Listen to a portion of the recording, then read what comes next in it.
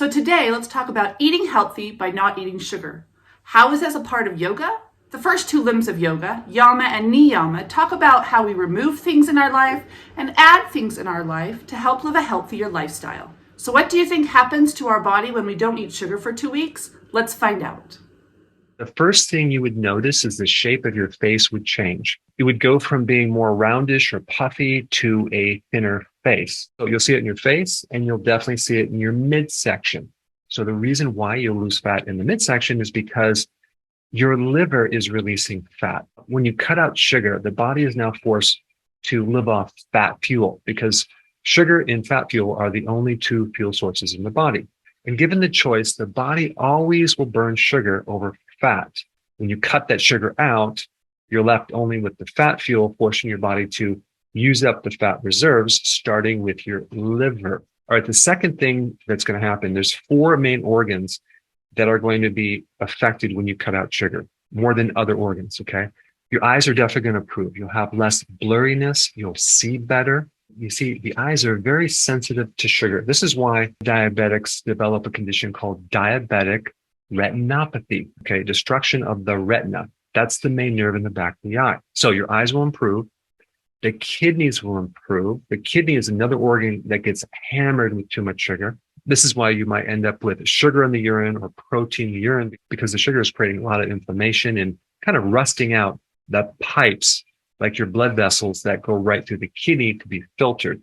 And this is what is called diabetic nephropathy. Neph meaning nephron, which is the little filtering things in your kidney. So basically you'll have better kidney function. And then we have your arteries.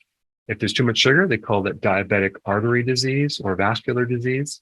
And so when you cut the sugar out, the inflammation in your arteries, all that rusting effect by that excess glucose will kind of start healing again. And because sugar not only converts to fat, but cholesterol too, you'll see your cholesterol values improve dramatically. Then we get to the nerves and the brain. When you decrease sugar out of your diet, your nerves start healing up. If you have a diabetic condition called peripheral neuropathy, where the ends of your nerves in the bottom of your feet are being destroyed, that will start going away. But also, since there's a lot of nerves in your brain starts healing. And there's 2 main things in the brain that will improve. First, cognitive function. So your memory is better, your focus is better, and your concentration is much better. You're going to find that your mood is just completely changed. You're going to be much happier. All right, the next thing you're going to notice is you're going to get up a lot less during the night to pee, okay? Why is that? Because water follows sugar, okay? So if you're eating sugar and it's going through your blood, and it's getting filtered to the kidney, you're going to find that that's going to trigger more urination, especially at night. And one simple solution is just to start cutting out the sugar, and you will find you're going to get up a lot less during the night. I mean, when I was in practice, I've had people get up 10 times a night to pee. And all we did is cut the sugar out, and they slept through the entire night. Now, it does take a few weeks, but to salvage your sleep is so important. All right, the next thing that's going to improve is your energy. Well, like I said before, there's 2 types of fuel you can run your body on: sugar and fat. When you give up the sugar, your body is forced to burn your fat. Well, guess what? Your body has a lot more calories from fat than sugar. And I'm talking about stored sugar and stored fat. On average, even a thin person is carrying around about 100,000 calories of fat compared to like 1,700 calories of stored sugar. So if we were to give you an analogy, it would be like having this huge car battery to run on versus this little AAA battery. If you're going to run your entire body on this little AAA battery, you're going to be constantly hungry, craving, ups and down with your energy.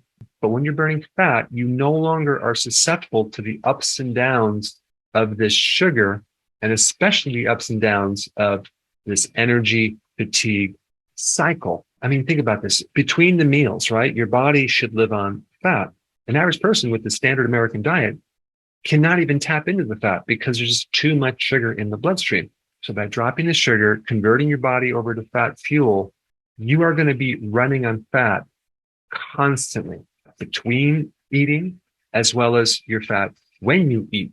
And so that's going to give you a tremendous amount of steady state energy through the whole day. And your brain's going to feel a lot better. So the next point, cravings. The reason why your appetite goes away between meals is because even though you're not eating anything, okay, your body is eating its own fat between the meals. So if it's eating between the meals, it's being satisfied and you're not going to be hungry. And the only way to achieve that is by cutting down your sugar as well as not eating so frequently, like all those snacks. So how do you get rid of the cravings for sugar? By not eating sugar. This process takes about 3 days. And it's not that hard. Anyone can do this. You just have to bite the bullet and jump right in. But you want to reduce your carbs less than 50 grams per day. And that includes the fruits. It includes honey and a lot of the other hidden sugars as other carbs like the bread, pasta, cereal, crackers, biscuits, waffles, things like that. So this added sugar thing is just the tip of the iceberg. It's all these other carbs that turn into sugar that is making a huge problem for your body. So this is why when you make this change and you start switching to fat burning, you start feeling so good. I mean, just the improvements in your mood and cognitive improvements is just going to be amazing. You're just going to feel really good. Now, when you cut out sugar, your inflammation, pain, and stiffness is going to also improve. Your arteries are going to be less stiff, which means your blood pressure is going to come down tremendously. So the need for medication becomes a lot less. And since anti-inflammatory medications are so popular nowadays, you'll be able to hopefully come off that medication as well because your inflammation is going to come down. And I'm talking about inflammation in the inside of your tissues, inside the arteries, inside your eyes, inside your kidneys, inside the nervous system. Like the stuff that you can't really see, that will improve. You see, the inflammation deep inside the arteries are actually making the artery walls thicker, okay? The thicker the walls, the less space you have for blood to travel, and the more susceptible you are to getting things like clogged arteries. So what you're doing when you're giving up sugar is you're allowing more blood flow to get to the tissues. All right, so number 7, and this is the obvious one, you're going to lose more weight, but not actually just weight, actual fat, which would be a really new concept for many people. Now, you will lose a lot of water weight initially because, like I said before, wherever there's glucose, I'm talking about stored glucose as glycogen, you're going to also store 3 times the amount of water. So stored sugar is basically a fluid-filled sponge, and you'll lose at least 13 pounds in the first 1 to 2 weeks just by cutting out the sugar. And that's important, but the bigger thing is you actually get to tap into your actual fat and start losing weight. And think about all the other benefits of just losing weight and being able to do something that's effective. I think for some people, they may not know this, but carbs convert to fat and cholesterol, okay? Most of the fat in your liver came from carbohydrates. And I'm not talking about salad carbohydrates. I'm talking about the grains, the breads, the pasta, the starch, potatoes, etc. All right, the next benefit is your skin. Your acne is going to improve. Your dermatitis, like the red rashes on the skin, will improve because we're basically dropping inflammation everywhere, including on your skin. In fact, that's one of the things that changes the shape of your face because there's less inflammation and puffiness around your eyes, around your cheeks. And many people are not connecting the dots that puffy face is excessive carbohydrates.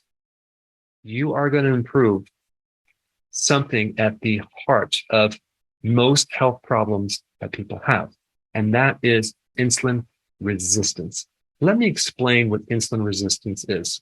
First of all, you have to realize that insulin is a hormone triggered by sugar, okay, and carbs. And so they both kind of go hand in hand. When you increase insulin, it's because of the carbohydrates. So when your body develops a resistance to anything, it's rejecting that thing, okay? Now, you can also have glucose intolerance, which is a form of resistance, right? So this is all about receptors in your body, okay, when receiving certain things. So when you consume a lot of sugar over time, your body is resisting that, and the sugar does not connect anymore because the body's putting up a barrier. It's becoming very intolerant. Same thing with insulin, right? If there's too much insulin, that's very, very toxic and dangerous in the body. So your body develops a resistance against it. Now, to solve this problem, our body just basically makes more insulin to penetrate this resistance, this barrier. So we have a situation where we have a lot of insulin being produced in the body, thus all the extra side effects that I just mentioned, because a lot of those are not just high glucose, they're high insulin as well, but also at the cell level, we have this deficiency of insulin situation, which also creates other problems. But eventually what happens is the pancreas that's pumping out all this insulin gets so tired, it can't compensate for this barrier or this resistance. So then it gets tired and it stops producing as much insulin. And this is when you get pre-diabetes and diabetes, no longer compensating for the situation. And so we don't have enough insulin to push the blood sugar down. So when you have insulin resistance, you basically have a slow metabolism situation. You're going to have this set point, this certain weight that you just cannot get past. Let's say it's 160 pounds. You can diet, you can exercise, your body will not let you get below that certain weight.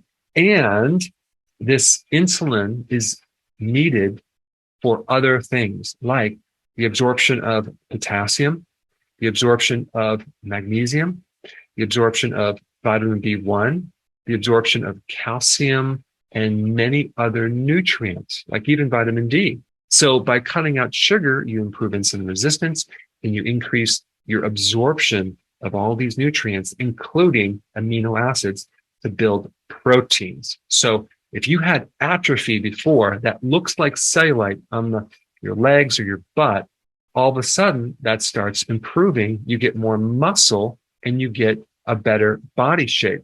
Getting rid of this insulin resistance problem helps fatty liver. It helps decrease your risk for heart disease, a stroke, and even cancer. So before you add more time to think about if you should do this, I think you should start immediately